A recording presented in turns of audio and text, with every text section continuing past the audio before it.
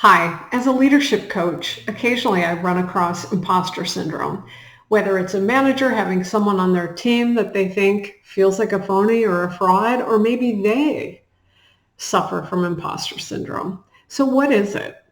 Well, it's defined as having self-doubt and feeling like a fraud, feeling like you haven't earned a seat at the table, and you kind of wonder, why am I here? Um, these are usually high-performing people. And so there's this real dissonance between their great performance and then how they feel about it. So what's going on is they haven't accepted or owned their own accomplishments and their own strengths. So if you're feeling like you have doubts in your own abilities, or you're giving credit to external sources for everything and you're not owning it, you might look a little deeper here. So a few famous people like Sheryl Sandberg, Lady Gaga, and the late David Bowie have said that they suffered from imposter syndrome. So what are the 5 questions you should ask yourself if you think you may have it? Number 1, am I agonizing over the smallest mistakes that I make? Number 2, am I very critical of myself? Number 3, do I attribute my success to luck? Number 4, do I feel I will inevitably be found out as a phony or a fraud or someone that doesn't belong? And the last one is, do I downplay my skills?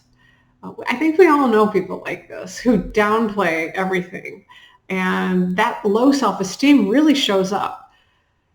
Perfectionism can play a big role in imposter syndrome as well. This person may have trouble asking for help from others, and they may also procrastinate due to such high standards they put on themselves. So what should you do? Number 1, share your feelings. Talk to other people about how you feel, someone you trust, or talk about it with a coach or a therapist. Number 2, take time to appreciate your own progress, even when it involves small steps.